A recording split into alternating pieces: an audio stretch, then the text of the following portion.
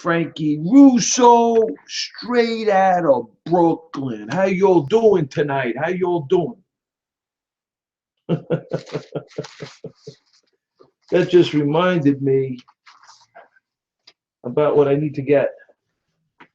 My disclaimer. My disclaimer. Okay.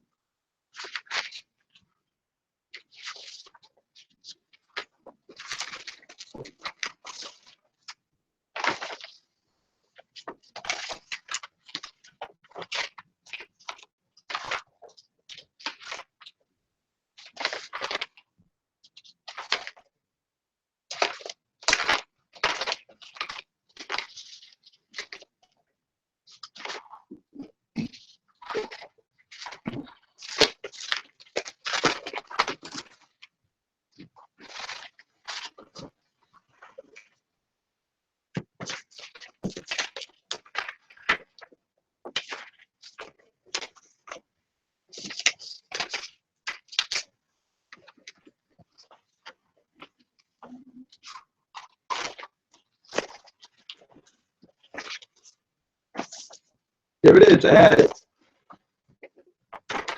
Okay, let's do this.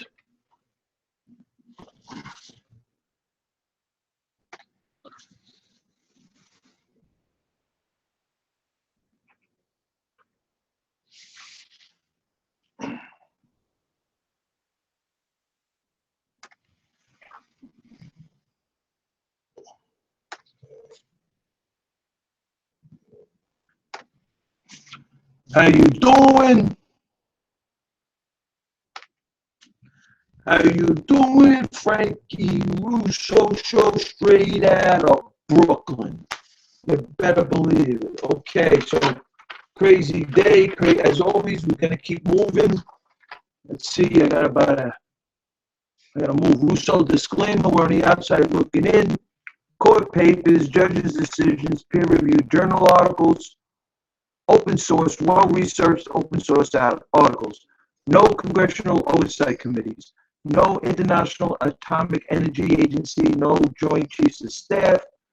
No National Security Council. We don't have access to classified documents. So what we do is court papers, judges' decisions, peer-reviewed journal articles, and well-researched, well-sourced open source articles.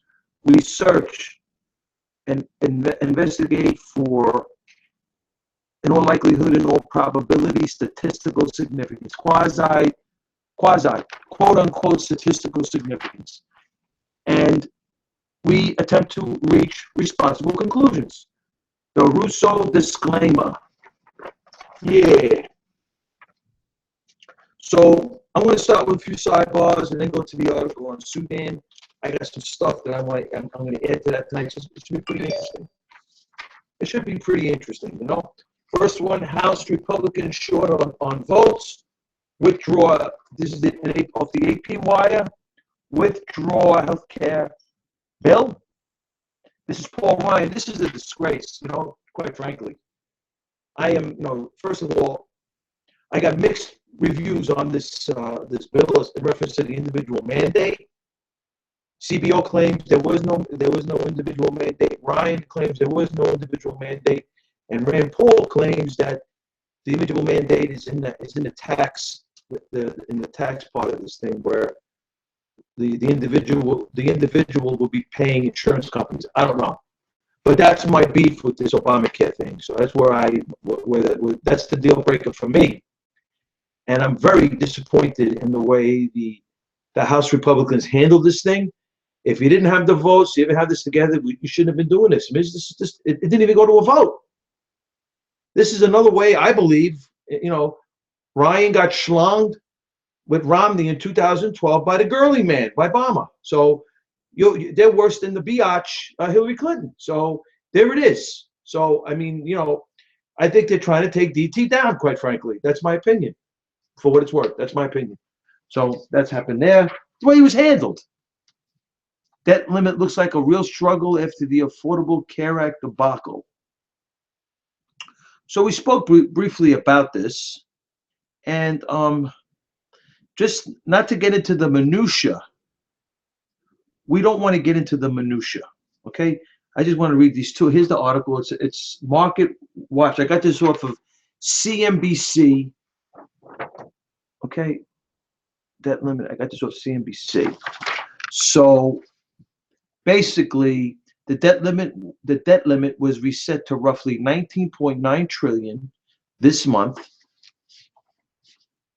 Independent analysts say the government has until roughly October to lift that ceiling without risking a default. Past precedent is that the debt ceiling gets raised by 1 trillion to 2 trillion at a time. Even the low end of Portman's dollar for dollar formula means that roughly 90 million of spending in the first year would have been trimmed, assuming inflation 2.2%. So we'll see what happens. I'm not going to get into minutiae on this, but we're going to watch this. This is the debt limit. Looks like a real struggle after the Obamacare debacle. So we're going to watch this. I believe that they're trying to slow DT down, and DT's got to keep being DT, man. That's how I feel. That's what I feel. So, judge sides. There's a Daily Caller. Judge sides with Trump administration, refuses to block travel ban. A federal judge in Virginia ruled Friday against blocking President Trump's executive order that called for temporarily stopping the entry of immigrants from 6 majority Muslim nations and refugee admittance overall. The decision against the injunction comes after federal judges in Maryland and Hawaii blocked the implementation of Trump's executive order nationwide. The ruling in Maryland is set to be heard before an appeals court in May. These two past decisions keep the order at bay. So Judge Anthony Trenga of U.S. District Court of the Eastern District of Virginia found that Trump was within his legal rights to impose the travel ban and that it was not discriminatory towards Muslims. The injunction had been brought forward by Linda Sarzour, who was represented by attorney from Council on American Islamic Relations. Why am I not shocked? Here we go. Here we go. And I'm just first reading this article. The Daily Caller. You see what I mean? They're allowed to stay within, you let CARE stay within the jurisdiction of the United States. They're using our civil liberties against us. Russia's infamous troll factory is now posing as a media empire. I don't know. We're just gonna watch this. We're gonna watch this, That is the Moscow Times. Intelligence reports reveal improper political surveillance of Trump transition team. Now, this is the Weekly Standard, Bill Gertz. These guys are great reporters. This is a great reporter right here. The Weekly Standard. I'm not going to get into the minutia. I'm just going to give you the skinny on this. Quick, skinny. on this thing, right? This is the Washington Free Beacon, Bill Gertz. This Washington Free Beacon's a great publication. Real deal, Holyfield. House Intelligence Committee investigation took a dramatic shift this week after newly disclosed intelligence reports suggested that the Obama administration improperly gathered and disseminated secret electronic communications from President Trump and his transition team prior to the inauguration. Rep. Nunes, the chairman of the House Select Committee on Intelligence, indicated that the administration used its Foreign Intelligence Gathering Authority to spy on the discussions of Trump and his transition team by improperly unmasking the identity of Americans who were swept up in foreign electronic spying. So we're going to leave it at that, and we're going to see. Okay, we're going to see what comes out, because I hear Nunes retracted some of it. So I'm gonna wait and see what I read in the print, because I hear Nunes retract some of it. So I don't know. This is Washington Free Beacon, Bill Gertz, great investigative reporter. Washington Free Beacon is a great publication. They try to be fair with DT. And we got Zero Hedge Fund. They came out with the Nunes calls Comey Rogers for closed session after finding concerning info. Now, this is also from Tyler Durden. I mean, this is a highly reputable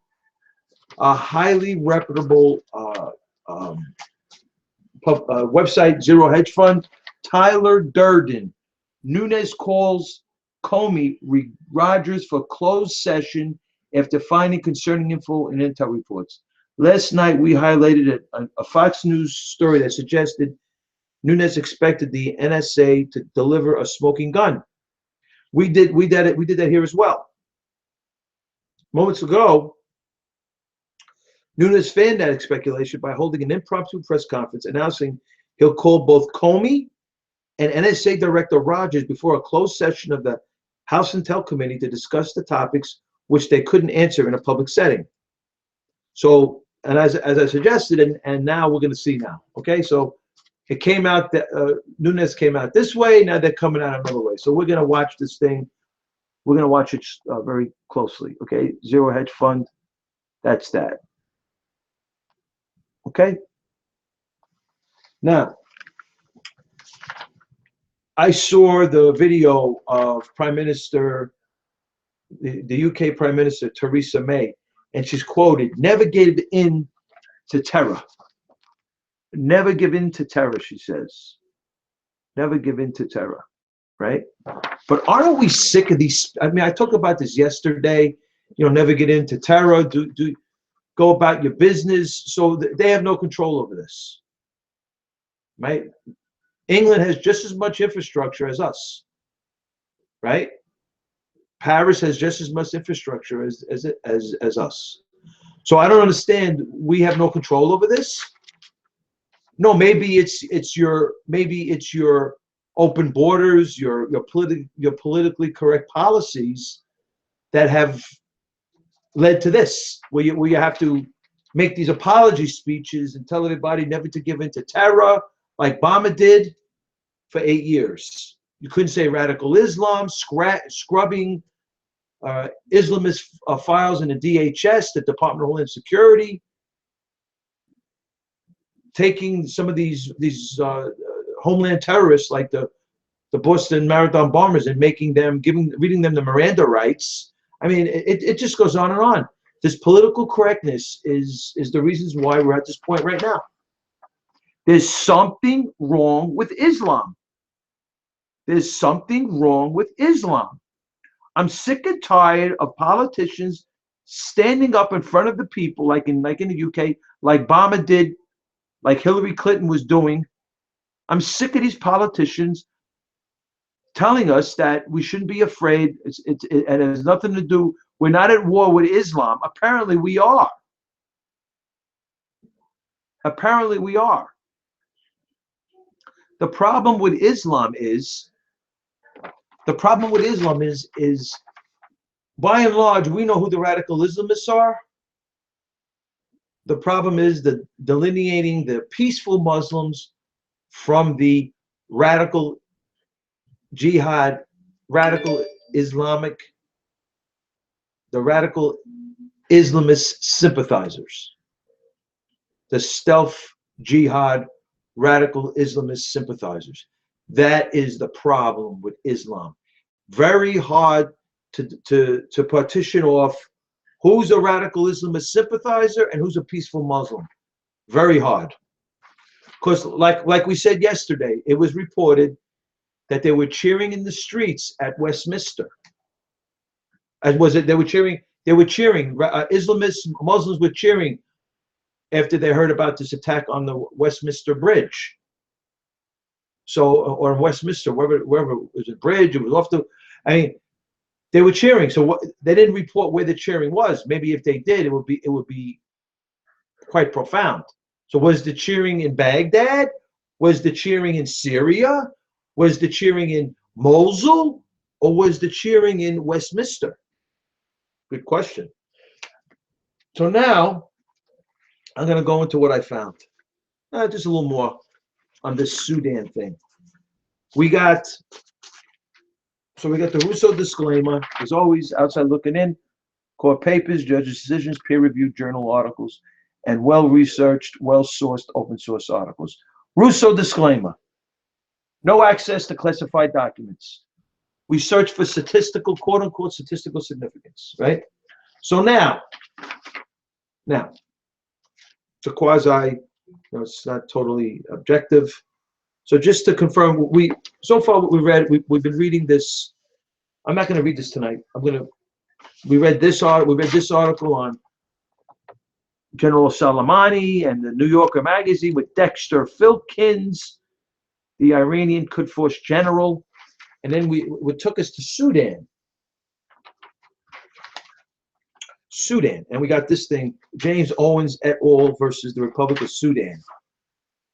We got this thing going on, right? We read this thing with Osama bin Laden and Hassan al-Turabi, the founder of the Muslim Brotherhood in Sudan in the 60s, and he runs this national. He ran this is basically history in the 90s, and he runs this National Islamic Front, and he's one of the close confidants to Omar al-Bashir, the Muslim Brotherhood dictator who basically crucifies Christians and puts Jews in ovens, basically. So that's where we're at with this one. And so I did a little more periphery searching around this whole thing, not getting caught up in the minutia, but to put out some interesting information, because that's how we do, you know? So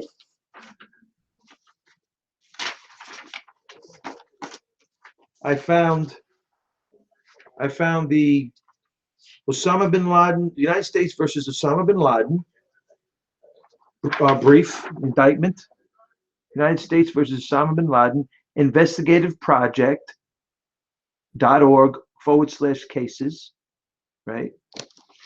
And page 7.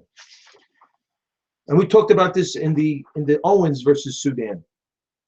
Establishment of business in Sudan. Page 7 of the brief, right? Page 7. Establishment of business in Sudan. Following Al-Qaeda's move to Sudan in and about 91, Osama bin Laden established a headquarters in Khartoum. Osama bin Laden, the defendant, also established a series of businesses in Sudan, including a holding company known as Wadi al-Aqi, a construction business known as Al-Hidriba, an agriculture company known as Al-Mubaraka, an investment company known as Laden International, an investment company known as Taba Investments, and a transportation company known as Quadrat Transportation Company.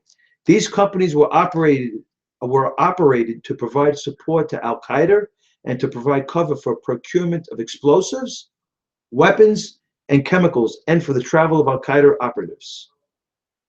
So in 92, so that's where we are. Okay. That was the first indictment, right? Now we got the second one. This is the a re-upped indictment. Mary Jo White was the U.S. Secretary, the United States Attorney of the Southern District. This is queued up further. This indictment was queued up further. Investigativeproject.org/cases. U.S. versus Bin Laden et al. Now here it is again. Okay, the transportation of Bin Laden to Sudan. In or about 91, Ali Mohammed, together with co-conspirator not named as a defendant and others known and unknown, arranged for the secure transportation of Osama bin Laden, about 91. Okay, so we spoke about this, but they just added that. So page 9 and 10 were added, and so just this, what this does is, this is just to give us further confirmation of what's to tie in what was said here, basically that Osama bin Laden had established a business according to the James Owens case versus Republic of Sudan, and it's also in the U.S. versus bin Laden case that Osama bin Laden was in the early 90s, the mid 90s, I think up until 96, 97, was in Sudan. He had businesses over there. He was conducting businesses for Al-Qaeda operations out of Sudan with Omar al-Bashir and Hassan al-Turabi. Now, what's interesting is they started businesses. They were conducting training camps with other terrorist entities on explosives, with like Hezbollah. And in addition, they also had these meetings, these global jihad meetings in Sudan in the early 90s. And that was well documented, at least in this. I haven't looked through the entire brief on United States versus Osama bin Laden, but it's definitely, I read it out of the James Owens versus Sudan. So that's what's going on there. And the reason why I'm doing this, we're going to start to tie this, we're going to start to break this down. The Sudan thing with Osama bin Laden and the Iranian Revolutionary Guard Corps and the Clock Boy, and because I found this stuff over here, this other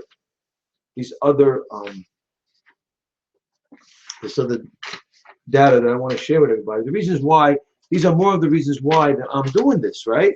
We got Osama bin Laden, we got Omar al-Bashir with the Clock Boy, right? Omar al-Bashir with the Clock Boy. We got, this is Omar al-Bashir and Hassan al-Turabi. They're close confidants. Hassan al-Turabi is a very close confidant to us, Omar al-Bashir, the dictator of Sudan, right? And now I have one picture right now with Hassan al-Turabi and Malik Obama, Obama's half-brother. Now, that doesn't mean anything at this point. I'm just laying the groundwork right now. We're going to continue with the Sudan thing.